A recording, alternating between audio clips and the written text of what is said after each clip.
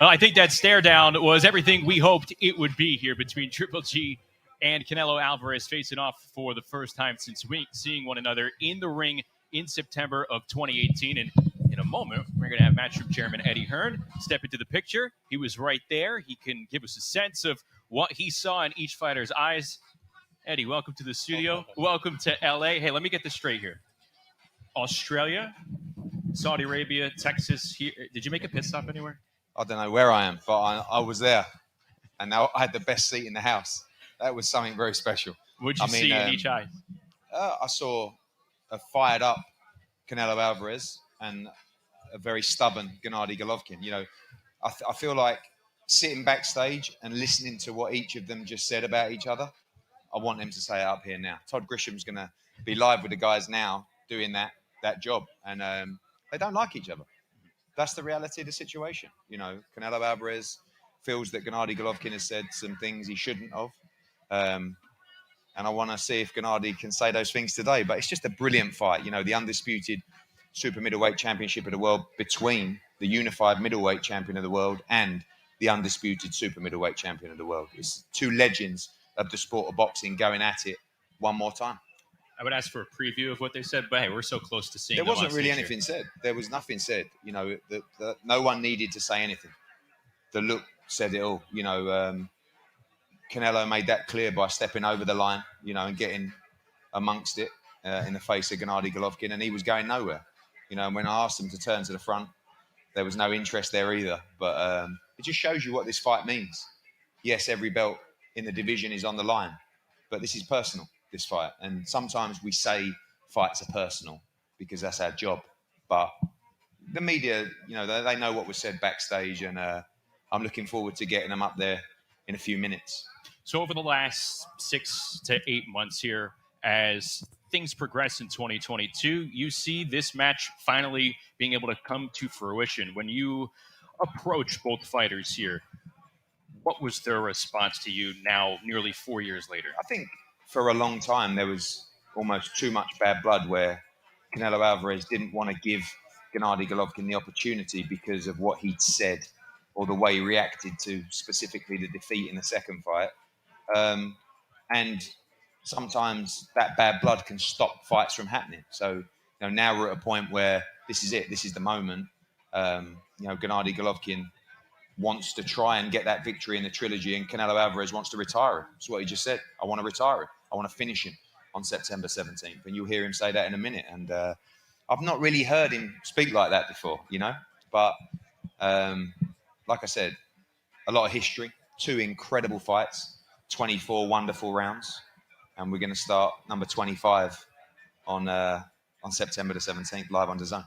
Different element, though, as we begin round 25. Canelo is going to enter round 25 coming off a defeat. Do you think that amplifies this third meeting? Yeah, I think, there was always that air of invincibility about Canelo Alvarez, which disappeared in the Dimitri Bivol fight, but he got beat. This was a guy who everybody felt was almost unbeatable and got beat. So that's good news for Gennady Golovkin, because Canelo Alvarez may have his confidence dented, but it could be bad news for Gennady Golovkin, because you see a hungry Canelo Alvarez, a guy that wants to right the wrongs. He wants to beat Gennady Golovkin, then he wants to rematch Dimitri Bivol and put that right. And the resume is incredible. It just gets stronger and stronger and stronger. And they're 2 icons, 2 legends of the sport. Like I said, 2 great fighters, 2 great individuals. I can't wait. Honestly, I know I'm promoting the fight, but as a fight fan, standing up there just then was one of the great moments, not just of my career, of my life, to be able to see those 2 and see what it meant. When my knees start going up there, that's quite unusual. I've got a good bit of experience. They were going. This is a rare occurrence. Okay. Hey, we captured it all on camera. But yeah, the first leg of the press tour here. Obviously, we'll be in New York on Monday, but here you see the arrivals and the red carpet scene right outside the Hollywood Legion Theater. Canelo and Team Canelo Alvarez.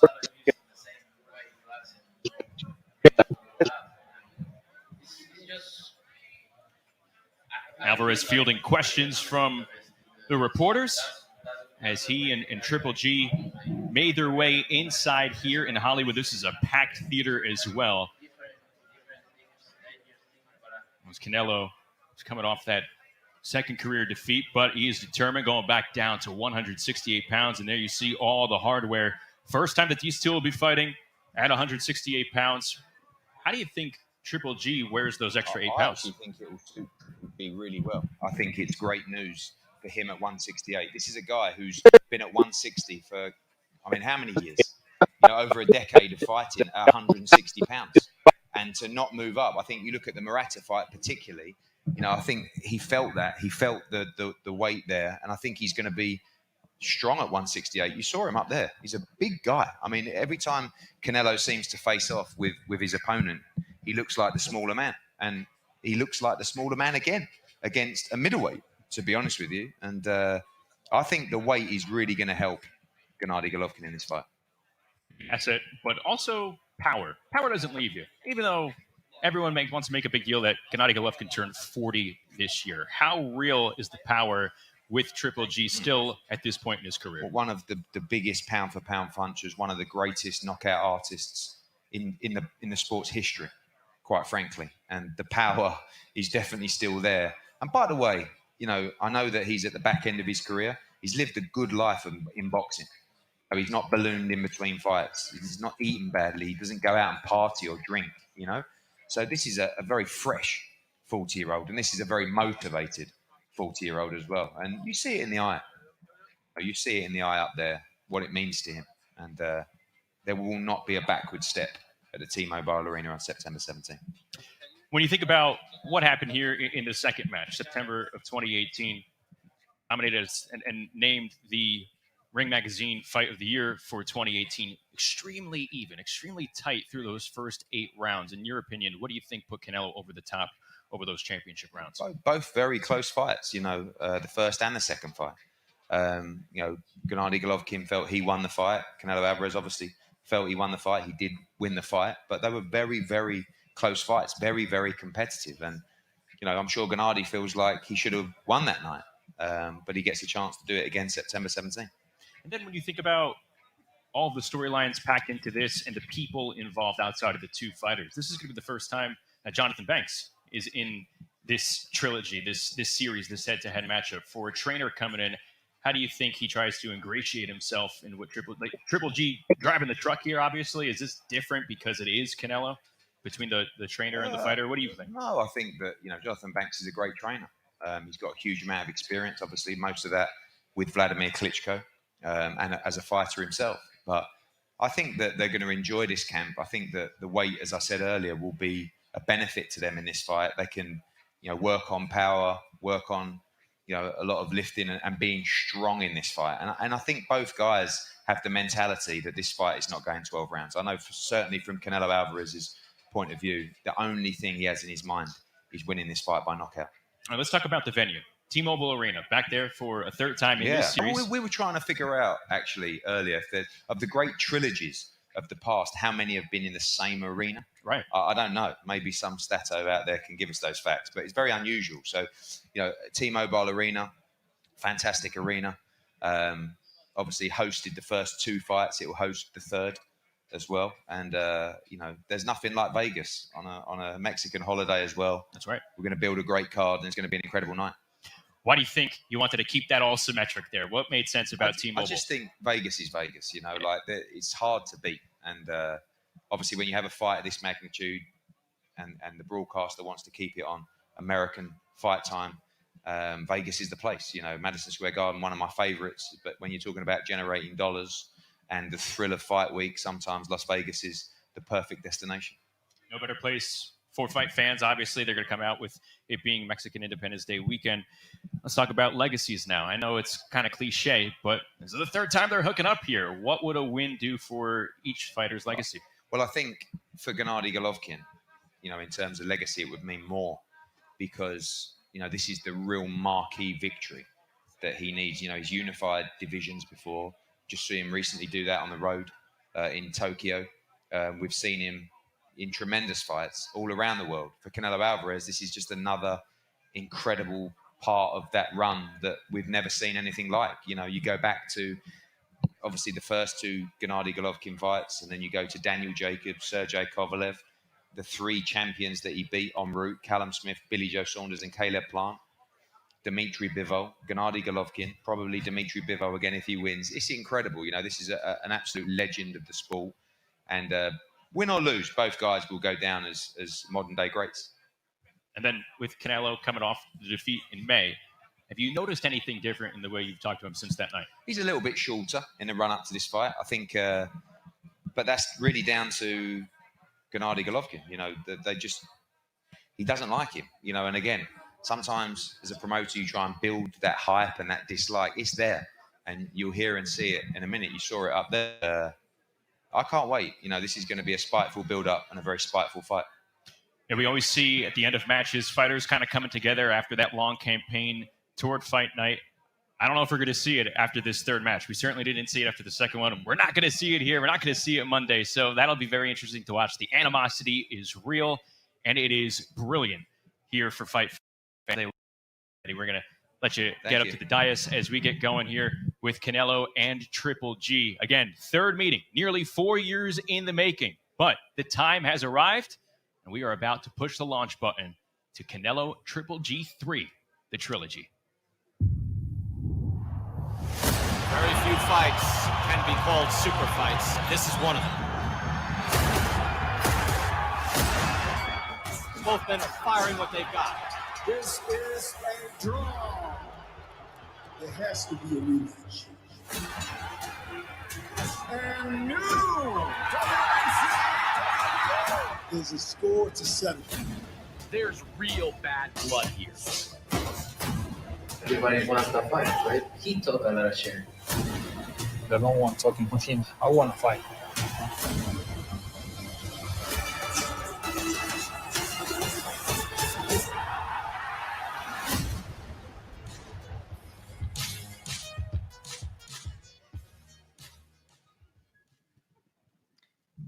Well, good afternoon, everyone, and welcome to Los Angeles for the first leg of what can only be described as a super fight. We saw there the head-to-head. It's the trilogy. Canelo Alvarez against Gennady Golovkin for the undisputed super middleweight championship of the world. September 17th, T-Mobile Arena, Las Vegas, live on DAZN pay-per-view. This fight has everything. 2 global icons of the sport of boxing, 2 legends of the sport of boxing, the unified middleweight champion of the world, Gennady Golovkin, against the undisputed super middleweight champion of the world, Canelo Saul Alvarez. And we cannot wait for this fight. It has absolutely everything. 2 great fighters, two great trainers, backstory, incredible 24 rounds of action. This time, I truly believe you will get an even better fight on September the 17th. We're going to speak to all the members of the teams up here and, of course, the fighters. I'm going to start with you, Sal, if that's okay, as the champion. This fight, I've never quite seen you in this frame of mind before. Talking to the media backstage there, the head-to-head up there. Is it fair to say this fight is personal for you? Yeah, it's personal for me, and this is the way I am. I'm not pretending to be a other person or say things in media or no, in other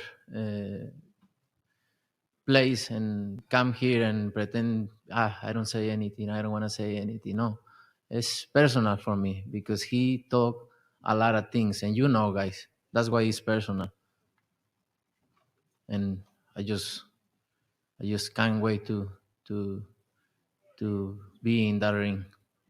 You said backstage that you felt that when you come face to face, he doesn't say those things, but sometimes in interviews or media, he'll say that. You said talking about two different people in Gennady Golovkin. Yeah, he's two different people. He pretends to be a nice guy, but he's not. He's an asshole. That's what he is. He pretends to be a nice guy, and oh yes, I'm just looking for the fight. I'm happy, but in another place he talk a lot of shit. It is what it is. Just be a man and say what you say. You talked also backstage about wanting to destroy him, wanting to finish his career. Really That's how you feel. You want to finish the career, and I will do it for sure. You believe you win this fight by knockout on September the 17th? That's the only way I want to finish this fight. We'll come back to you, Sal. Gennady, welcome. A lot said, and I like this. I'm a promoter. Everybody likes this. You know, we laugh and we hear things that are said backwards and forwards. You're a very respectful man, great fighter as well. But is this, if you're putting your fighting face on, is this personal for you as well, this fight? Can I speak Russian? Yeah, help me. Ну, я не думаю, что это для меня прям такой личный вопрос, потому что переубеждать в чем-то кого-то, то есть что я хороший человек или плохой человек, я не собираюсь. Я являюсь тем, кем я являюсь. И скажу так, то есть я не испытываю ничего персонального, то есть я выхожу боксировать и выхожу боксировать. То есть для меня это совсем другое, как вижу я эту ситуацию. Если у него есть что-то персональное ко мне, но это точно не мои проблемы, это его вывод. Как я могу его переубедить в этом? I do not take this as personal. I think it is sport. I am who I am. I do not try to be like different guys, like it's been said. I go out to box. If he has something personal against me, I believe it's his problem, not mine. You talk about those two fights, incredible fights. You stand by, you believe your hand should have been raised in those two fights. This is the last fight between you two for sure this time. How much do you want victory on September the 17th? Ну, я уверен в том, что для того, чтобы подняли руку, надо сделать очень много. И это главное, над чем мы оба работаем, я думаю, и оба мотивированы. То есть для того, чтобы подняли наши руки. I'm confident that in order to have your hand raised, you have to do a lot. Both of us realize that, and we contribute 100% to that. We both want this to happen. We'll come back to you. Gennady, bring in the trainers now. Jonathan Banks, welcome. The first time as part of this trilogy. Very exciting. I was enjoying the head-to-head up there. I think you said that's enough at one stage, and I wanted it to go on a little bit longer. But these are the fights we live for, right? Great fighter yourself. Been a trainer of so many big nights, big fights. Doesn't get much bigger than this, and I know you're going to come very well prepared for September 17th. Yeah, 100%. This is a great stage to be on, and I'm looking forward to the fight. 100%. Talk about the move to 168. This is a world-class fighter that's been at 160 for many, many years. You know, you look in the head-to-head there, he's a big middleweight, as many people outside Canelo Alvarez as well. But a lot of people feel that actually the move to 168 is going to benefit him in this stage of his career. I don't think it'll I don't think it'll be a beneficial nor a decline to either fighter to move up to go to 168. He's been at 160 and he's been reigning in for the longest of times. But going to 168, it's just a matter of training and adjusting yourself to going to 168. I don't think it's going to be a setback or any type of downfall. You must have watched the Dmitry Bivol fight, of course, and that defeat. A good time to fight Canelo Alvarez, a bad time to fight Canelo Alvarez coming off that defeat? I mean, I just think it's depending on who you are. Like, it's never a good time to fight Canelo Alvarez. Man, he is the same guy who he always going to be. He's going to bring the hardest fight to whoever he's in the ring with. You know, so I'm not out in no way, shape, form, or fashion would I look at it like, okay, now's the perfect time, or this is the perfect time. Canelo Alvarez is a world-class fighter. That's easily said, and he's never been afraid of anybody. You know, it's just a matter of who wants to get in there with him. Now he got a guy like G who wants to get in there with him and want to compete with him, and I think, in my opinion, G is also one of the fearless guys that's coming to fight, that's coming to take what he felt that he should have had in the first place. You know, so, and I think that's what's going to make this such an awesome fight, is because both guys is looking at each other like, I got something to prove. And I think that's what's going to make this a beautiful fight. And both of them, as Canelo said, he says the only way this fight ends, in his opinion, if you put G's into, if you beat him into retirement. So that's a hell of a statement. So it's going to be a great fight. Thank you, Jonathan. Eddie, welcome. Again, great seeing the hunger that Saul always has, the fire that he has in his belly for this fight. An exciting fight. September 17th, you're ready for camp for what should be a tremendous third fight between these two great fighters. Sí, pues contentos de una vez más enfrentarnos a Golovkin. Creo que él es el mejor 160 libras contra el mejor 168. Ya se conocen.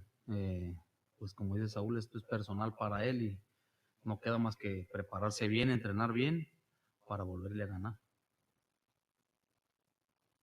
Yes, once again, we're facing Golovkin, who is the best at 160, and he's facing the best at 168. They know each other. They've, as Saul says, this is something that is personal for him. So the only thing that we have to do is train well, prepare well to win him, to beat him again. Obviously, the Bivol defeat was tough to take, but you know Canelo Alvarez, you know how he bounces back. You see a very hungry fighter going into the ring for this very important match in his career. Sí, la pelea contra Bivol fue una derrota que caló, pero pues yo conozco a Saúl, siempre eso le sirve para regresar más fuerte y lo van a ver el 17 de septiembre. Yes, the loss was the loss that really hurt. It really hurt, but I know Saul, and Saul, this helps him to come back stronger, and you'll see that on September 17th. And finally, Saul's made it very clear that he believes he wins this fight by knockout as his trainer. Do you believe in that result? Pues vamos a prepararnos fuerte. Lo que sí les digo es que vamos a salir desde el primer round a ganar la pelea y ojalá y sea por nocaut. Well, what I can tell you is that we're going to prepare strongly for this fight. And since from the first round, we're going to come out to win the fight, and hopefully it'll be by knockout. Thank you, Eddie. Gennady, a lot of questions about your age. You look fantastic. You look extremely fresh. We talked about the move to 168 pounds. I'm sure 160 was very tough, particularly in Japan as well. But how do you feel ahead of this fight? Ну, я чувствую, что да, действительно это будет новый этап для меня. Ну, то есть многие чемпионы, многие спортсмены в этой ситуации оказываются. Я думаю, я сделаю все лучше, покажу лучшего себя в этой ситуации. Посмотрим, время покажет, бой покажет.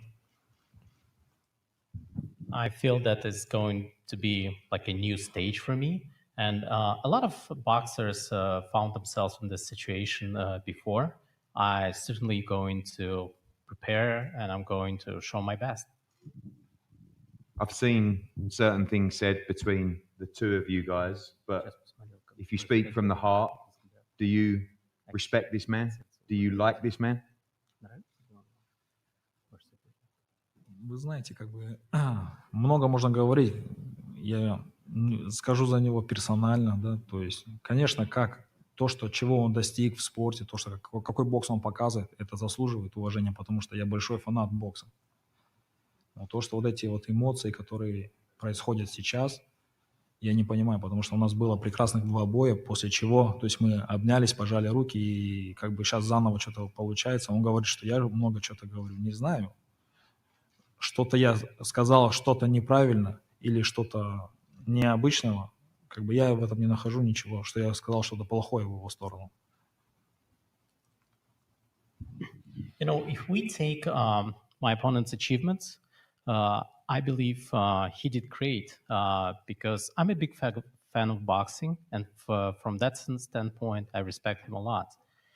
And as for him saying that it's personal, I really don't understand what he's talking about because after the second fight, we shake hands, and I believe we put everything behind us back then. And if he says that he still has something against me, I believe it's his problem, not mine. So finally, the last word to you. Do you buy that? Yeah. You shake hands, it's over. You respect one another. That's what I think in that fight. That's what I think the same way. He's saying, and that's it. We shake hands. But after that, he starts talking. So no makes sense. But it is what it is. I'm just glad to be here, and I can't wait. Fired up, coming back from the defeat. I know it hurt, that defeat to Dimitri Bivol, but hungrier than ever. Yeah. And ready to put in a career best performance. More dangerous than ever. More dangerous. Yeah.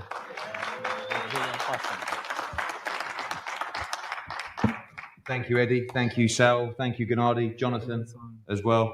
I've got to say, as a fight, special fight to be involved with. This is one of the biggest fights that we've ever been involved with at Matchroom. Of course, the Zone pay-per-view, a huge moment for the platform. 2 incredible fighters, 2 icons of the sport of boxing, the unified middleweight world champion, Gennady Golovkin, against the undisputed super middleweight champion of the world. T-Mobile Arena, September the 17th. Everything on the line, and we cannot wait for an incredible fight. We're going to have one more head-to-head up here with the belts, and then the fighters are going to be available for the media. On Monday, we will be in New York for the second leg of the press conference. The pre-sale started today. Of course, tickets are going to go extremely quickly at T-Mobile. General sale begins on Monday. Wherever you are in the world, do not miss Canelo against Triple G 3, the trilogy, live on the Zone pay-per-view, September the 17th. Thank you.